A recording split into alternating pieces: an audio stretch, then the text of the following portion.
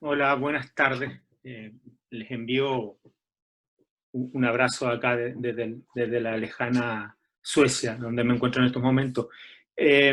Quisiera partir diciendo que este proyecto surge de una necesidad del centro CNUC por vincularse con las artes visuales para poder visibilizar las investigaciones que estaban realizando. Este proyecto esencialmente se basa, paradójicamente, en tratar de visibilizar lo invisible, ¿no? Todo aquello que tenía que ver con nanotecnología y materiales avanzados es de un alto interés para la universidad y de un alto desarrollo en el centro CNUC. Eh, Hace un par de años ya atrás, un par de años o tres atrás, Samuel, el profesor que está conmigo en estos momentos, se me acerca para poder ver la posibilidad de desarrollar algo en conjunto, y es así como ustedes ven en este pequeño, en esta pequeña imagen, qué fue lo que nosotros comenzamos a tratar de diseñar para poder ver cómo nos vinculamos sin esa necesidad evidente de transformar a las artes visuales en una ventana ilustradora de las investigaciones y poder desarrollar un proceso un poco más complejo que nos permitiera interconectarnos, desarrollar de alguna manera interdisciplina y en la medida de nuestras posibilidades avanzar a una transdisciplina. En ese contexto, tuvimos la posibilidad de empezar a reunirnos una vez que nos ganamos el proyecto para ir buscando metodologías que pudieran reunir las ideas que se fueron desarrollando en este grupo de 10 profesores de nuestra universidad, 5 artistas y 5 científicos de algunas áreas diversas que después Samuel puede ejemplificar un poco mejor. En estas imágenes ustedes pueden ver algunas de las reuniones que realizamos para poder empezar a ver cuál era la metodología más acorde para ver, entre otras cosas, cómo llevar nuestras búsquedas hacia un final exitoso. Una de esas búsquedas exitosas era producir objetos, arte contemporáneo, y poder exhibir sus resultados en un lugar que estuviera acorde al nivel de la investigación. Por eso lo que se observa son esencialmente dos fotografías, una que tiene que ver con el campus San Joaquín y otra con una reunión también grupal en la Escuela de Arte de la universidad. Eh, ¿Qué más les puedo decir al respecto? Ricardo, ¿me permites comentar Sí, por algo? favor. A mí me parece que una de los principales lecciones que obtuvimos fue de acá, ¿no?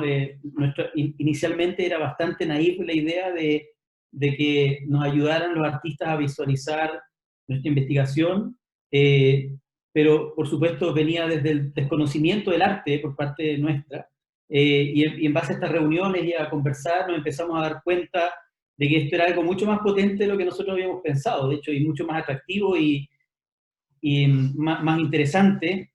Personalmente, yo, a medida que empecé a conversar con mis colegas de arte, yo me di cuenta que, claro, que esto era, que podía ser mucho más interesante de lo que había pensado y empecé a aprender, o sea, desde el minuto uno empecé a aprender. Eso me parece que es muy, muy interesante, porque rompe el paradigma de que uno está encerrado en su laboratorio, en su área, ¿cierto? Y no ve más allá de sus problemas y de sus necesidades.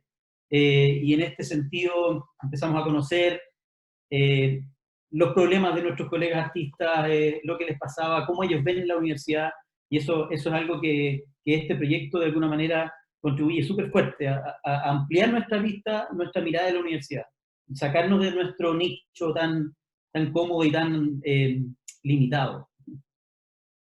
Sí. Lo interesante de aquello es que desde el punto de vista del arte contemporáneo, el desarrollo de las prácticas artísticas es en sí, a partir de miradas interdisciplinares, donde cada uno de los artistas de la universidad específicamente tienen una noción de trabajo en la investigación que se parece mucho, o más bien dicho, es un laboratorio donde las ideas se cruzan constantemente buscando nuevas formas de representar esas sensaciones, ¿no? Esa idea de mundo. Por eso pasa la siguiente imagen, Samuel. Por eso aquí ven un collage un poco exagerado, ¿no? Y casi diría yo esquizofrénico de lo que significó ir avanzando en busca de las materialidades a lo largo por lo menos de 2 años de práctica de imagen, para finalmente, en el último periodo de finalización de nuestros proyectos, empezar a toparnos con no solo situaciones del quehacer individual, en términos de lo que a cada uno le era atractivo, sino también vincularnos con los materiales que estaban a nuestra disposición. Trabajar con ciencia en el ámbito, y ahora mirado desde los artistas, no es fácil. Y trabajar en los laboratorios de la universidad y trabajar con las materialidades no es fácil, esencialmente porque no están al acceso cotidiano de cada uno de nosotros. Por eso en esta imagen pueden ver una cantidad importante de experimentaciones para poder ir reuniendo de alguna manera estas perspectivas de nuestras conversaciones constantes. Por ejemplo, a nivel metodológico, llegamos finalmente a diseñar un modelo de trabajo donde pudiéramos realizar estas obras en pares, es decir, por cercanía de personalidades, en muchos de los casos, pudimos irnos vinculando a ámbitos en los que pudiéramos desarrollar nuestros propios quehaceres. Samuel. Sí, uno de los desafíos más importantes fue el número, ¿no? Éramos 10, 5 artistas y 5 científicos, para tratar de hacer obra en común. Claro, al principio parecía más sencillo, pero después nos dimos cuenta que no era tan fácil, ¿cierto? Las ideas, concretar,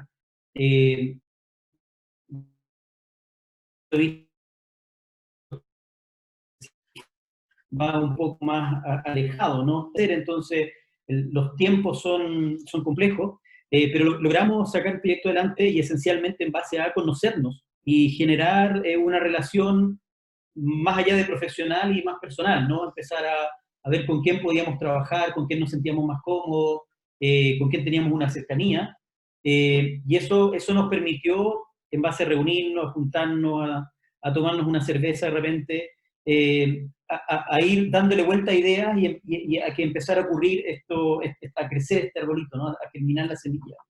Y lo cual fue muy, muy, muy interesante. Pasa la otra imagen, Samuel.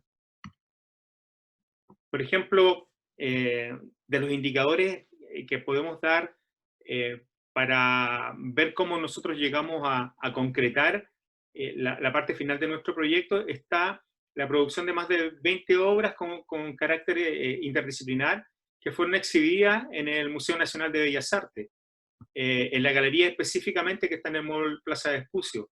Acá hay 4 imágenes que hablan fundamentalmente de nuestro quehacer, y si ustedes se fijan, incluso hay una imagen que está al centro, que tiene que ver con la contingencia nacional, y es una obra de arte, como la pudimos calificar a priori, que está desarrollada por Samuel íntegramente, no solo en las materialidades que están asociadas a nanotecnología, sino también en el soporte y la puesta en escena.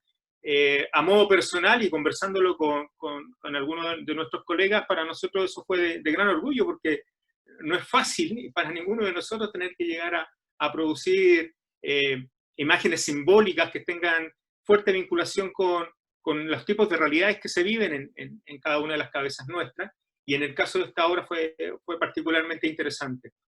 Pasa a la siguiente, Samuel. Esta imagen es la portada del libro que estamos en estos momentos en proceso de impresión, y ustedes pueden ver a mano derecha el índice de cada una de las series que se fueron realizando y los nombres de estas series. Este libro contiene un detallado relato de cada una de los esfuerzos de los artistas por vincularse con los científicos y poder exhibirla en el mejor contexto posible. Y eso fue uno de los problemas que tuvimos, encontrar el lugar adecuado. Nos demoramos esencialmente porque conseguir una de las mejores salas, que en este caso la del Museo Nacional de Bellas Artes, fue lo que nos retrasó en la entrega de los resultados. Fundamentalmente, todo aquello que se reúne en esta exposición es lo que nosotros les estamos contando en el libro que ustedes pueden ver la portada y el índice. Samuel.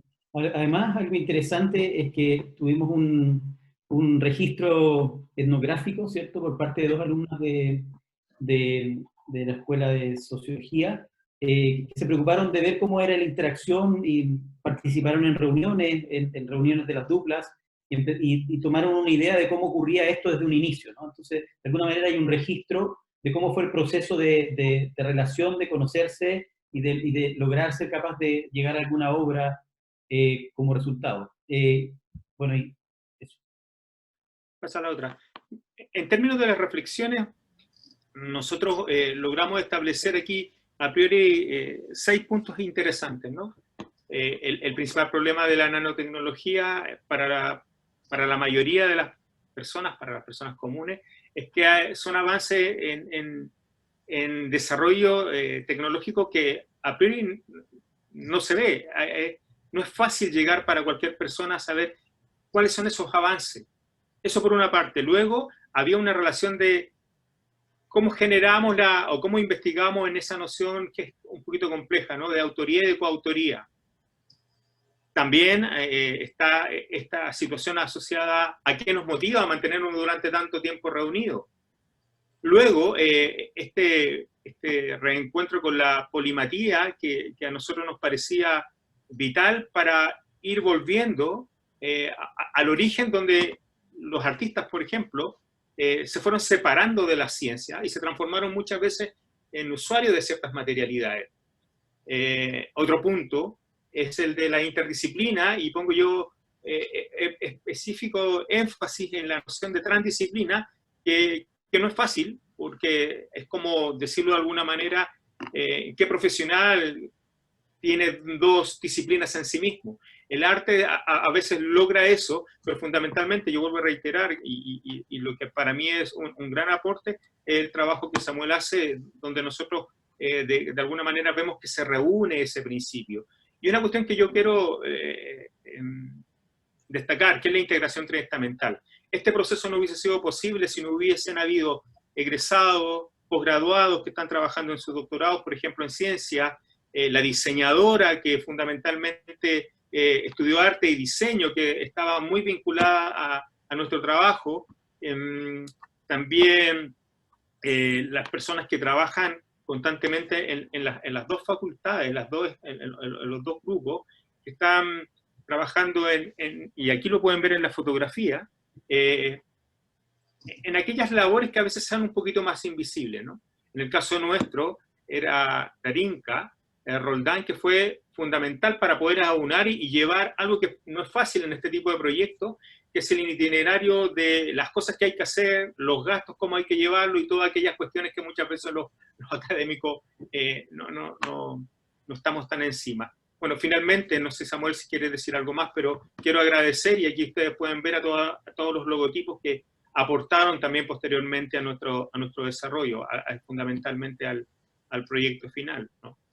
Bueno, no sé si quieres finalizar. Especialmente eso, agradecer a nuestros colegas de arte, a nuestros colegas que creyeron en el proyecto y realizaron su obra de arte y científicos, por supuesto, y lograron sacar adelante este proyecto, porque la verdad es que gracias a ellos no hubiésemos podido concluir esto, y por supuesto a nuestros alumnos y a todo al apoyo de la vicerrectoría, ¿cierto?, de investigación, y a los proyectos que también nos aportaron con recursos. Eso, gracias. Gracias. Bueno, continuamos nosotros con el proyecto que yo realizo junto con Olaya y un gran grupo también de estudiantes y de pregrado y de posgrado. Lo realizamos, ¿cierto?, en una combinación, en un encuentro entre las humanidades y las artes. Y este tiene que ver con el gran tema de el archivo de fotografías del artista visual Jorge Brandmeier sobre el teatro chileno en tiempos de dictadura entre 1983 y 1991. El proyecto surge porque justamente Jorge Brandmeier me entrega a mí en mi calidad de investigadora del teatro y también directora del archivo de la escena teatral, un tesoro que fue absolutamente circunstancial y por otros motivos. Un día yo buscando algo que era, me habían dicho que él había tomado fotos de una obra de Ana González el año 79, me dice se me perdieron, pero en cambio tengo esto otro que quizás te interese, y me entrega una caja con un archivo completo, absolutamente inédito y de una belleza indescifrable sobre el teatro entre el año 83 y 91. Él había tomado esas fotografías para la revista Diners, que era una revista que se le entregaba a la gente que tenía esa tarjeta de crédito, por lo tanto también nos habla de un tiempo, de una época, y que tenía una curatoría implícita, que era críticos teatrales que le encargaban que al menos fotografiara 4 obras mensuales durante 10 años. Y él entregaba una foto o 2 a la revista y las demás las iba guardando en esta caja y la tenía olvidada. Entonces fue un tesoro impresionante recibir ese material.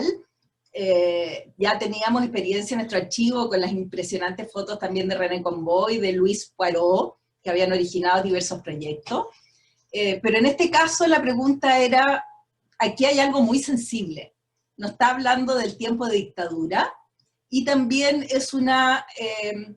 no existe otro archivo que tenga de un mismo autor esa cantidad de imágenes y también de una diversidad de referentes. Porque ahí fuimos descubriendo de a poco, al principio no sabíamos verdaderamente qué había en esa caja del tesoro. Eran 140 obras teatrales realizadas, ¿cierto?, por como 50, 60 compañías. Entonces, decir, ¿qué hacemos con este tesoro? ¿Con quién nos aliamos? ¿Cómo investigamos? ¿Cómo descubrimos lo que ahí está palpitando? Sin caer en los preconceptos. Yo en uno de los proyectos que habíamos trabajado con archivo, ahora me doy cuenta que trabajamos con preconceptos. Dijimos ya, estas son las obras que la crítica o los propios creadores encuentran valorables, veamos esas. Y las otras quedaron hasta hoy en un sobre. Y ahora dijimos al revés. Dejémonos penetrar, impactar, emocionar por lo que la obra fotográfica misma provee, porque estamos hablando de un arte acerca de otro arte. Brandmeier es un artista y el arte del teatro en una época. Entonces ahí nos preguntamos, ¿con quién trabajamos? Y yo dije, claro, con alguien de historia y quizás con Olaya Sanfuentes, que es especialista en cultura visual, que ella misma ha dirigido curatorías de exposiciones en centros de exhibición y que tiene esta sensibilidad sobre la imagen, cómo la imagen me afecta. De hecho, ella compartió con nosotros unos materiales sobre el afecto, ¿no?, que produce, digamos, las obras, las imágenes, las experiencias en las personas. Entonces, quizás, Olaya, tú puedas relatar por qué aceptaste integrar este equipo, qué te suscitó o provocó, y también a decir, no me gusta lo que me estás proponiendo, quiero que lo hagamos de otra manera. Bueno, muchas gracias, María Lalú, y bueno, efectivamente el proceso fue así de espontáneo, y cuando me llegó tu invitación a formar parte de este proyecto, la verdad que yo también me pregunté por qué yo, pero como yo prendo con agua, habían cosas de tu invitación que me seducían mucho. Primero, el tema del teatro, que sí había sido algo que yo había vivido en los años 80, era la época en que uno salía y era de las pocas cosas donde había una representación de la realidad diferente a la que uno veía en los medios de comunicación. Entonces, y una forma de entretención también un poco más sofisticada. Pero también el hecho de que tú me invitaras a visitar un archivo, era obvio que a mí como historiadora tenía que seducirme. Los historiadores, a la palabra archivo nos llega a salir agua en la boca de lo que salivamos. Nosotros somos los reyes del archivo y de la biblioteca. Entonces, tal cual, me dejé seducir por esta idea del teatro y del archivo, y creo que la metodología que fuimos improvisando desde mi aproximación a las fuentes como historiadora, que es no partir nunca con una idea preconcebida, sino que ponerla sobre la mesa y dejar, como decimos los historiadores, que las fuentes te hablen, y también quizás desde tu experiencia de haber visto que partir con ideas preconcebidas quizás podía dejar fuera muchas otras cosas, y lo que hicimos fue al revés, poner todo sobre la mesa, ir tirando entonces sobre la mesa las ideas, los conceptos, pero sobre todo en el caso mío, lo que yo podía aportar era no solamente contextualizar las imágenes que tú me presentabas como importantes en términos históricos, sino que también podía aportar con una afección. O sea, para mí este archivo era relacionarme no solamente con la historia de Chile, la de los años 80, la de la dictadura, sino que también con mi propia memoria. Y eso son dos insumos que los historiadores utilizamos, que son la bibliografía, las fuentes, pero también la memoria, la memoria como un insumo para poder entender. Y entonces, ya ahora te dejo a ti hablar, se armó lo que tú mismo me dijiste el otro día, que lo encontré muy, muy bonito, el archivo dentro del archivo. No sé si quieres comentar algo de eso. Claro, lo que nosotros planteamos en definitiva, y que la Laya me incentivó, primero, ella siempre preguntaba con qué se queda el espectador. Entonces yo al principio habíamos elegido como imágenes que nos parecían súper potentes, atractivas, en sí misma, digamos, un valor, y ella decía, pero ¿con qué se queda el espectador que va? Entonces descubrimos que teníamos que elaborar mucho más, hacer de verdad una instalación que permitiera al espectador como recrear, sentirse inmerso en una época, pero una época que le hablaba desde hoy. Entonces ese juego entre memoria, hoy, digamos, un presente que activa ese pasado para traer de nuevo nuestras preocupaciones, era súper importante. Entonces, Olaya me dijo, no, yo no voy a hacer una línea del tiempo, estás loca, porque yo había pensado que ella colaborara en eso. Quiero desde dentro trabajar. Entonces todo el equipo, ¿cierto? Vimos las 1580 imágenes y fuimos descifrando qué es lo que nos provoca, digamos, acerca también de ese tiempo. Y ahí descubrimos que la totalidad del archivo nos hablaba de épocas de fragilidad y de excesos. Y sentimos que esa era la clave. Y luego, así fue como nombramos incluso la exposición. Pero fue un descubrimiento de los afectos. Y luego llamamos a otros archivos. Entonces nosotros convocamos a construir archivo a los protagonistas de esa época. En la imagen anterior, Olaya, por ejemplo, ese muro, nosotros presentamos la exposición en el GAM, en la Sala de Artes Visuales. Todos estos materiales son originales y aportados por la gente que tenía en sus propios archivos estas, digamos, visualidades, ¿no? Que obviamente que las fuimos de alguna manera armando, pero fue un archivo que convocó archivos. 50 personas nos entregaron sus archivos, ¿ah? Y en este caso de originales. Y para terminar un poco, ¿qué desciframos también como los ejes articuladores para cuando de alguna manera armábamos este archivo en núcleos? Entonces los núcleos para nosotros fueron, por ejemplo, lo hicimos todos, las estudiantes, un trabajo intergeneracional muy potente, con los estudiantes, digamos, de pregrado y posgrado con que pudimos trabajar. Desamparo y desarraigo. ¿Ah? El desamparo tiene que ver con el abandono, con el desamparo institucional, con el desarraigo del exilio. De alguna manera nos integraba esos temas tan sensibles, ¿no?, de el desamparo y desarraigo en dictadura. La otra gran eje, eso también tiene que ver con desamparo, que tiene que ver con el exilio, ¿no? El poder. El poder aparecía por todos lados, y tanto era el poder con sus violencias como con las parodias, porque el teatro parodia, digamos, al poder para desestabilizarlo, pero también de alguna manera lo acusa. Entonces sentíamos que gran cantidad de esos elementos tenían que ver con el poder, y parodia, en este caso, la muerte del anarquista, ¿no? O aquí la parodia, digamos, de una manera al emperador, al que se cree el rey del dominio. Pero todo el rato también con una gran fuerza, porque hay que pensar que Urán-Mayer es artista visual y artista plástico, y su obra todo el rato está con evocaciones, digamos, de arte, de las grandes pinturas, iconografías, digamos, de todas las épocas, ¿no? La otra era fiesta y destape. nos dimos cuenta que el tema del género, por ejemplo, y el transvestismo es absolutamente preponderante, y antes no lo sabíamos, nadie tenía conciencia de esa fuerza, digamos, del tema de la fiesta y del destape. Todos dicen dictadura y piensan que es, digamos, solo el blanco y negro o el estar, digamos, en una situación de encierro, y aquí había mucha fuerza de provocación y destape, y la urgencia, digamos, de manifestar las otras opciones de género con mucha claridad y fuerza, ¿no?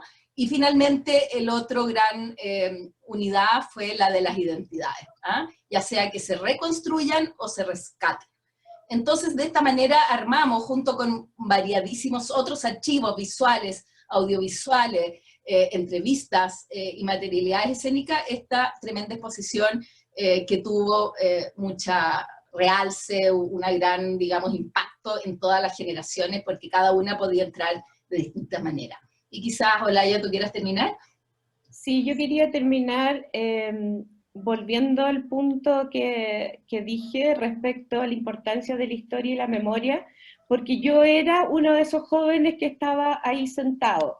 Por lo tanto, todo nuestro trabajo se vio animado todo el tiempo por esta vuelta a las fuentes, por esta vuelta a la bibliografía, por ir analizando, por ir recobrando, pero sobre todo ir recobrando memorias y afecciones que a mí se me estimulaban cuando veía todas estas imágenes.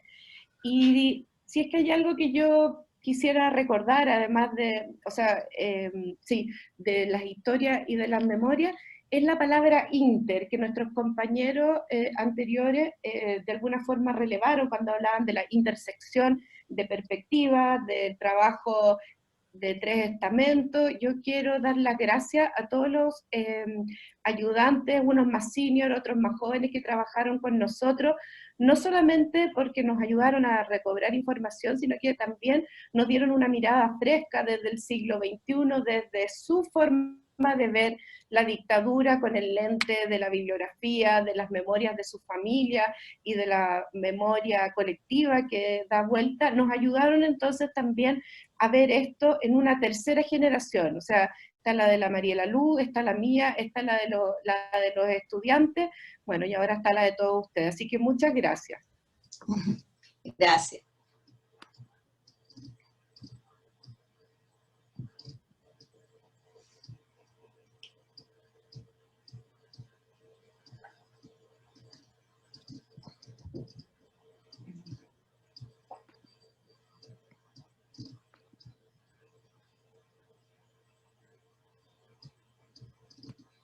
Hola, estaba silenciada, por eso no podían escucharme. Bueno, muchas gracias voy a ir al inicio.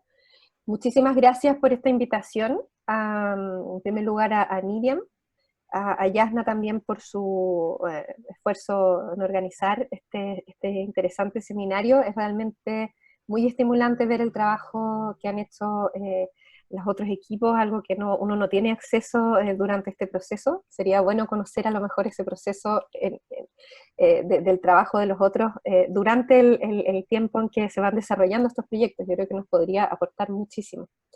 Bueno, entonces vamos a presentar la mirada que nuestro proyecto nos abrió al tema de la interdisciplina. Nosotros hicimos un trabajo que combinó, que buscó integrar, hacer converger la sociología, la arquitectura y el teatro. Se llamó Sueños de Ciudad, Construcción de Imaginarios desde la Participación Experiencial, y trabajamos ahí principalmente 6 personas, yo desde Sociología, Rodrigo, que está aquí conmigo para presentar de la Escuela de Arquitectura, y Ana Sedano de la Escuela de Teatro, y además 3 colaboradores fundamentales para la realización de este proyecto, que fueron Cristian Robertson de Arquitectura, Sebastián Muñoz también de Arquitectura, y Lía Toro de Teatro. Nosotros estamos todavía en un proceso de cierre de este proyecto, ya que ustedes van a ver una dimensión muy fuerte de inmersión en el terreno y de relación comunitaria que se vio, bueno, doblemente dificultada por primero el estallido social y ahora por la pandemia. Entonces eso ha significado que estamos todavía cerrando y tuvimos que modificar nuestro cierre, como vamos a mostrar. Rodrigo, bueno, ¿quieres quizás continuar? vamos a hacer una especie de relato en varias escenas. La primera escena se asocia a la mala madre, una obra de teatro llamada La mala madre, que contaba sobre el fenómeno del allegamiento en un barrio de la comuna de Peñalolén, donde ella había colaborado centralmente. La obra había sido resultado de una investigación sociológica y de la creación de un encuentro con profesional del FOSI, donde yo también colaboraba. Hace tiempo que como las personas cohabitan en barrios llamados de operación sitio, particularmente desde su modo de habitar. Barrios que eran producidos por políticas públicas de los años 60, que entregaban solo un terreno como solución habitacional y la ayuda de sus vecinos. Lotes en general de buenas proporciones, comúnmente medían 9 metros de frente por 18 metros de fondo. En arquitectura realizábamos cursos para comprender esta realidad y de estructura y cursos optativos realizados con la sociología, el territorio social, ámbito que los arquitectos solemos dejar de lado por nuestros propios desafíos creativos, simplificando a veces la realidad. En un momento 2, que llamamos condominios familiares, en este contexto nos pusimos juntos a Consuelo y a otras profesorinas a mirar de desarrollo de políticas que nos escucharon. De 2012 presentamos una propuesta interdisciplinaria para un nuevo programa habitacional en el Ministerio de la Vivienda y Urbanismo llamado Condominios Familiares, a través del concurso Políticas Públicas de la Católica. El que 3 años después el propio ministerio hizo aprendizaje de colaborar como una estrategia de perplejos, como elegados o excluidos, a la mirada exclusiva de una disciplina, que es el habitar, entendido como la coproducción entre relaciones y lugares, que conforman el ámbito del mundo familiar y el mundo doméstico, que también transcurre en este espacio residencial y barrial. Entonces, mientras nosotros seguíamos avanzando en tratar de ir factibilizando estos nuevos programas, porque una cosa es que se cree el subsidio y otra es que se hagan estas soluciones, lleguen a las personas, digamos, que funcionen, y orientadas en el fondo a este tipo de solución totalmente contra la política dominante de vivienda en Chile, ¿no? Que busca que la persona logre acceder a la casa propia manteniendo sus redes, manteniendo su acceso que ya tiene a la ciudad y a la vez ¿no? sin expulsarlo, de lograr factibilizar. Uno de ellos vamos a presentar concretos. ¿Por qué? Por la autoconstrucción siempre de forma no superando, hablaban de vivienda de subsidio, de vivienda social del Estado. Ellos lo que hacían es obviamente pensar en la política pública masiva, donde lo que se hace es en el fondo trasladar a las personas, a los allegados, entre comillas, ¿no es cierto?, fuera de sus barrios, llevarlo a zonas periféricas, bajo el formato de estas viviendas unifamiliares de máximo 2 pisos, o estos tremendos torreones, ¿no es cierto?, que hoy en día vemos estos tremendos edificios totalmente novedosos de barrio, aún pidiéndoles a ellos quedarse, y realmente desconocido, y una ruptura que nos encontramos que las personas quedaban finalmente, ¿no es cierto?, en el programa, y una resistencia a adherirse a estos programas. Y por otro lado, el otro nuevo crítico es desde el punto de vista de los actores vinculados al diseño y a la implementación de las políticas, es una área que permitan preocupaciones de los jóvenes de lo posible residencial. ¿Cómo podemos? Porque ya no está el problema, ¿no es cierto? Entonces, recordando lo que ¿no? entonces creamos, aprovechar colaboración de teatro, arquitectura y sociología para buscar, para explorar, ¿ya? Experimentar metodologías de lo que intuíamos se iba a llamar metodologías de participación experiencial, que puedan aplicarse dentro del diseño y factibilización de programas de este tipo, ¿ya? Entonces, por un lado, buscábamos acceder a un conocimiento profundo y situado de las perspectivas de los sujetos de la política y coproducir junto con ellos las condiciones para ampliar esos imaginarios. Y en el fondo, recordando este primer encuentro con el teatro, pensamos que la dimensión teatral cumple un rol central en la medida en que, por medio de su eficacia performativa, abre la posibilidad a los investigadores y elaboradores de política de constituirse en espectadores, y a los sujetos de la política en actores y verdaderos protagonistas de la construcción de su hábitat cotidiano. Entonces así invitamos a Ana y a Lía de la Escuela de Teatro y nos propusimos concretamente trabajar en el barrio Eduardo Frei Montalva en la comuna del Bosque, con el cual ya teníamos una cierta un cierto conocimiento y un cierto vínculo para poder iniciar el terreno. Ahora, en términos del proyecto concreto, ¿ya? Bueno, el proyecto ha sido largo, ha tenido muchas etapas, no podemos ahora detenernos en todas, incluyendo una que fue como de etnografía teatral, donde participaron estudiantes de teatro también, pero sin duda la parte más importante de nuestro proyecto fue la realización de estos talleres de participación experiencial, ¿ya? O la exploración, podríamos decir, de este tipo de participación distinta mediada por el teatro, ¿ya? Y entonces, concretamente, a lo largo del proceso de acceder a la comunidad barrial para tener una contraparte y un alguien con quien conversar y proponer estos talleres, es algo que nos costó bastante, pero nos fuimos encontrando en eso con el profesor de karate de la sede vecinal, quien es un residente antiguo del barrio y que cumple un rol comunitario muy importante y que nos abrió su taller de karate con total generosidad. Y por lo tanto, sin haberlo planificado, nuestro proyecto terminó siendo orientado y realizado con niños y jóvenes, algo que no lo habíamos realmente anticipado y que resultó tremendamente provechoso.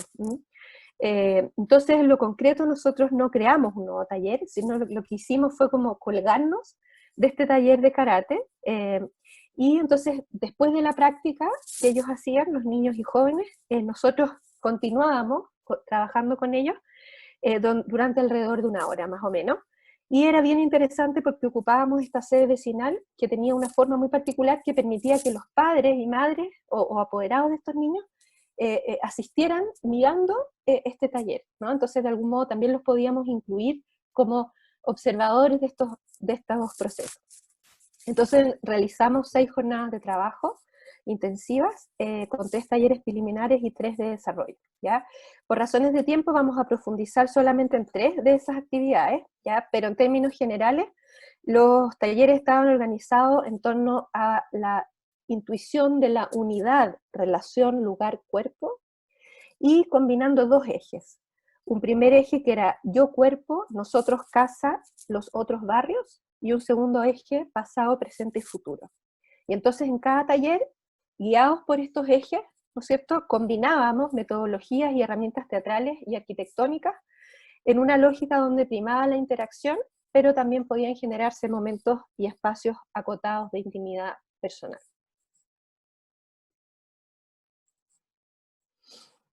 Rodrigo, estás en silencio. Yes, yes. Una actividad muy relevante para nosotros fue esta actividad que la llamamos como de calentamiento creativo, ¿no? En donde se realizaban diversos ejercicios de tipo corporal, caminatas, proxémicas, juegos de memoria gestual, entre otros, que eran desarrollados tanto al inicio, durante o al final de la sesión que teníamos de taller, como un acompañamiento de la actividad central. Pero esto que era aparentemente accesorio fue agarrando vuelo y fue relativamente central para el desarrollo de los resultados de lo que fuimos haciendo. De este modo, entonces, la teatralidad funcionaba como un suelo preexpresivo, ¿no?, sobre lo que se desplegaba el taller de principio a fin, permitiendo salir de la reflexibilidad sobre los imaginarios habitacionales como algo más o menos teórico, abstracto, y en cambio entrar y permanecer en la experiencia misma encarnada del habitar, en primera persona, y tomando conciencia del propio habitar con otro, en lugares significativos para ellos, avanzando desde allí hacia estos imaginarios que queríamos empezar a construir. Voy a hablar ahora de un ejercicio que llamamos Mi casa, mi cuerpo, y que buscaba profundizar en esa experiencia del cuerpo como el primer y último lugar que habitamos, y como el eje desde el cual vamos construyendo toda nuestra relación con el mundo circundante, ¿no es cierto?, espacio, tiempo, proximidades, distancias, familiaridades, extrañezas, ¿no? El ejercicio era muy simple. Acá ustedes tienen 2 ejemplos. Esto es una fotografía de algo que es en realidad una especie de mural, ¿ya?, porque es gigante. Cada una de esas siluetas son del tamaño como real de un cuerpo, ¿ya? El ejercicio consistía en dibujar la silueta del propio cuerpo, de uno de los integrantes de cada grupo, y luego dibujar dentro de esta silueta la casa ideal, ¿ya? Con total libertad, salvo la referencia a estos límites demarcados por los cuerpos. Entonces, por ejemplo, es muy interesante en el dibujo de mano izquierda, el mundo entero, ¿no es cierto?, cabe dentro de la casa cuerpo, ¿no? Como la casa mundo, de alguna manera. La casa como mundo. Y luego les propusimos conectar estas casas cuerpos entre sí, diseñando el barrio ideal, ¿ya? Y entonces de este modo como que invertimos de alguna manera la idea como del sentido común de que los cuerpos están dentro de las casas, y metimos las casas dentro de los cuerpos, ¿ya? Y los barrios por ahí mezclados. Y eso fue un ejercicio que tuvo como resultado, entre otras cosas, estas bellísimas obras que crearon los niños. En el ejercicio previamente de los talleres que estructuramos en pasado, presente y futuro, de manera de ir conectando lo que soñábamos hacia adelante, enganchándolos al presente, pero también lo que había sucedido en el barrio y cómo este se había reconfigurado. Vamos a presentarle ahora dos momentos clave, una la del taller de presente y la del taller de futuro. La lógica Disculpen, chicos, Rodrigo, Consuelo, estamos acercándonos ya hacia el final. Sí, les voy a estamos pedir que sea pasados 3 minutos. Ya, perfecto. Por favor, vamos a cerrar. gracias. En los ejercicios del presente, a partir de ciertas referencias espaciales de adelante, al medio y atrás, abajo y arriba, utilizamos una especie de tarjetas de colores para identificar también quién era niño, adulto, mascotas, ex habitante, etc. Propusimos trabajar la representación mimética del presente de la casa en función de quiénes, cuándo y dónde lo habitaban. Los niños lograban dar cuenta más o menos de este conocimiento detallado y profundo de su situación, historia residencial, y a la vez los propios niños adquirían también una conciencia nueva de la realidad familiar y ciertamente invisible a veces para ellos. El taller de futuro fue bien interesante porque este ejercicio exploratorio intentaba, a través de la elaboración de maquetas grupales con muy pocos elementos y con reglas comunes básicas, imaginar nuevos escenarios para el barrio que permitieran pensar y discutir ideas residenciales de mayor densidad, en altura 3 o 4 pisos. La metodología, si bien simplifica aspectos de discusión residencial, logró enfrentar cuestiones más bien urbanas decisivas y centrales para la toma de decisiones de regulación urbana. Altura, edificación, distanciamiento, ocupación de suelo, antejardines, relaciones con la calle, etc. La riqueza formal y espacial que lograron desarrollar ellos fue súper variada, permitiendo escenarios poco frecuentes en el barrio y retando también a convicciones más bien tradicionales a ser transgredidas. Por ejemplo, el tema de la propiedad privada, la articulación de funciones residenciales con la de comercio y servicios mezcladas, y la posibilidad de llegar a acuerdos de altos con otros de acuerdos súper complejos a veces. Lo interesante es que ellos no solo crearon este nuevo escenario, sino también que fueron capaces de habitarlo y situarse en él, imaginando cómo desarrollar e integrar también sus actividades cotidianas. Bueno, vamos a cerrar, perdón por la demora. Entonces, bueno, Rodrigo, si te parece, voy a señalar yo rápidamente los aprendizajes para apurarnos un poco, ¿ya? Bueno, entonces en términos de la interdisciplina, ¿no es cierto?, podríamos sintetizar los aprendizajes, por un lado, en este descubrimiento de esta como unidad indisoluble, relación lugar-cuerpo, para entender este objeto común que tenemos, que es el habitar, ¿no es cierto? Y un poco también como objetivizar la tendencia que tenemos en arquitectura, en sociología, a objetivizar las relaciones, a objetivizar la casa y sacar la corporeidad y la experiencia, digamos así, real de habitar las cosas, ¿no es cierto? Poder superar esa tendencia a la objetivización por medio de este recuerdo permanente del teatro de lo encarnado, ¿no es cierto?, del habitar como algo encarnado en el cuerpo. Después, por otra parte, logramos como llegar a esta idea de participación experiencial, donde lo que se supera es como la tendencia a instrumentalizar la participación de las personas en los programas, donde lo que se busca básicamente, ¿no es cierto?, es uno proponer como experto cosas que las personas como validan o lo más dan su opinión, o finalmente uno hace como unos checklists, ¿no es cierto?, para legitimar lo que ya sabe que quiere hacer de antemano, ¿no es cierto?, en vez de entrar en esta apertura de cómo se experimentan esas posibilidades y que las propias personas sean quienes con esa experiencia puedan realmente aportar y producir conocimiento nuevo que informe el diseño y las intervenciones. ¿Ya? Luego, quizá algo interesante es que el concepto de juego fue como un concepto clave para nosotros que descubrimos en este ejercicios teatrales y con niños. En el fondo estamos trabajando con niños, pero pensamos que se pueden aplicar también al trabajo con adultos, porque el juego era esta apertura, ¿no es cierto?, esta búsqueda de un movimiento que no tenía como objetivos tan predefinidos, sino que metodología, ejercicios claros, sino que estaba siempre abierto a que acontecieran cosas que estaban de alguna manera inesperadas, ¿no es cierto? Y que iba, como decía, como mostraba Rodrigo, rompiendo en general todas las como barreras que se presuponen como inamovibles, y de pronto veíamos que si las movíamos en realidad podían aparecer posibilidades que eran realistas y a la vez completamente innovadoras, ¿ya? También la idea de mímesis, ¿no es cierto? Cómo podemos mirar a través de la representación y el poner las cosas en escenario, miramos lo que es familiar, lo que conocemos de una manera totalmente nueva, y que nosotros no habíamos percibido de tan familiar que es, ¿no? Y los mismos niños se impresionaban de descubrir aspectos de su vida cotidiana, de su casa, de su barrio, que ellos mismos no ponían atención, ¿ya? Entonces, bueno, la dificultad, para cerrar, de la interdisciplina fue encontrar este lenguaje común entre nosotros como equipo, que fue un proceso, como lo describían otros colegas, difícil, pero finalmente que fuimos superando, y también el lenguaje hacia la propia comunidad, cómo presentarnos como múltiples disciplinas hacia la comunidad.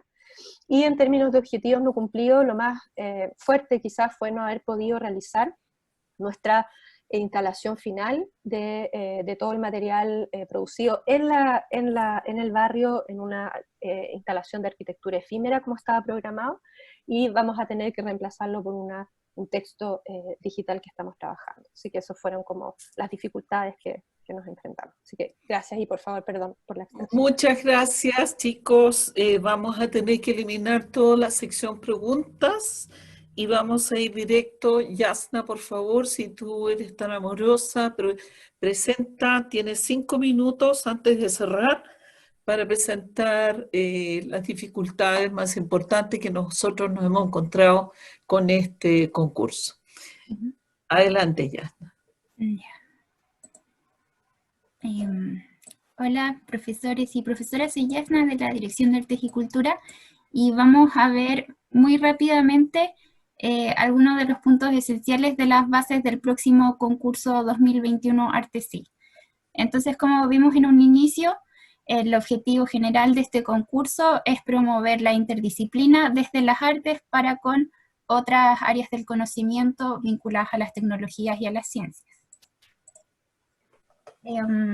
Para que tengan claro, algunas condiciones esenciales de postulación son que todos los profesores deben ser profesores de la Universidad Católica y deben tener un contrato de 22 horas o más con la universidad y pertenecer a la planta ordinaria. Bueno, todos los detalles los van a ver después igual en las bases, así que no se preocupen si es que algo queda como medio inconcluso. Los profesores que vayan a postular un proyecto a la próxima convocatoria pueden tener proyectos vigentes durante la postulación, pero al momento de adjudicarse el proyecto no pueden tener no pueden estar en mora con ningún proyecto con la Dirección de Artes y Cultura. Asimismo, pueden tener otros proyectos con otras unidades de la universidad o externos, pero deben también informarlo dentro de su postulación.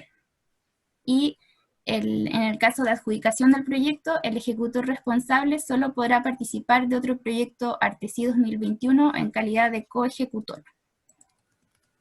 El monto máximo de financiamiento para este año va a ser de 5 millones de pesos y los proyectos pueden tener una duración máxima de 10 meses. Sin embargo, si es que hay como una continuación de los proyectos, pueden volver a postular con esta segunda parte para la convocatoria siguiente. Los plazos va a ser desde el 5 de octubre del 2020 al 23 de noviembre de este año también. Y los resultados de postulación se comunicarán por correo electrónico a cada uno de los postulantes a fines de enero de 2021. la firma de convenios y el traspaso se iniciará desde el 8 de marzo y los proyectos se pueden comenzar a ejecutar desde el 15 de marzo. Puntos esenciales que son la retribución de los proyectos. Siempre deben guardar registros de la ejecución de sus proyectos porque luego los tienen que presentar, y es esencial que también al finalizar su proyecto deben enviar a esta dirección un video que no supere los 3 minutos en los que se dé cuenta de la obra resultante y de la presentación de esta a los públicos. Y para esto la Dirección de Arte y Cultura tiene un protocolo para la cápsula audiovisual al cual todos ustedes pueden acceder. Todos los proyectos tienen que contar con un plan de difusión, ya sea a través de un artículo, un libro, un capítulo del libro, o una charla también, presentación de congreso, etc. Y todo el plan de difusión debe estar integrado en la planificación de actividades del proyecto.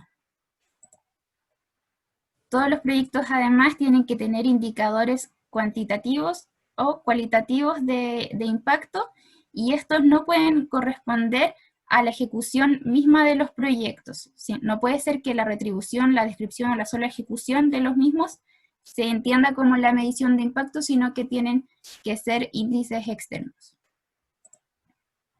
Y bueno, sobre los documentos obligatorios, están los mismos que ya, si es que ustedes ya han participado en alguna convocatoria anterior. Está la declaración obligatoria interna, está la carta del responsable de la institución en la que van a exhibir, la carta Gantt en la que se incluye el presupuesto, y la carta de recepción de documentos emitidos por la unidad de ética. Dos elementos que añadimos para este año es que si su proyecto requiere de aprobación ética, es decir, que incluye a pueblos originarios o trabajo con niños o con personas externas a la universidad en general, y la unidad de ética les dice que su proyecto va a entrar a revisión, ustedes tienen que subir a la plataforma de postulación todos aquellos documentos requeridos para la aprobación ética, es decir, los consentimientos informados, las autorizaciones, las cartas de compromiso, etc. Y se deben presentar las cotizaciones de todos los gastos operacionales y los bienes de capital, de todos y cada uno, no solo de los más importantes. También este año añadimos 2 nuevas exigencias. Si es que van a postular sitios web, o la creación de sitios web, o la impresión de libros, hay documentos específicos que deben incluir para estos 2 ítems y que deben ser ingresados en la sección de documentos complementarios. Bueno, este concurso, como ya saben, no incluye honorarios académicos, solo honorarios no académicos, gastos de operación y bienes de capital. Los honorarios no académicos sirven para solventar ayudantías, apoyo técnico, trabajos complementarios, trabajos de apoyo, etcétera, que ayuden a la ejecución del proyecto, pero que no sean parte de la labor propia de los ejecutores y coejecutores. Y bueno, Miriam algo anticipó al inicio, también existirá la creación del concurso de creación artística, una nueva línea, que es la línea Interartes, que está enfocada en fomentar también la disciplina, pero dentro de las disciplinas artísticas. Entonces pueden postular también las mismas facultades y unidades académicas a las que pueden postular al concurso de creación artística de las líneas investigación y creación. Pero en este caso tienen que vincularse entre sí, eso es lo que se quiere fomentar. Muchas gracias. Muchas gracias, Yasna, te pasaste. Antes de cerrar, estamos 2 minutos pasados. Vamos a hacer otro webinar porque dejamos alguna disciplina, dejamos la música afuera por ahora. Vamos a hacer una webinar con la música.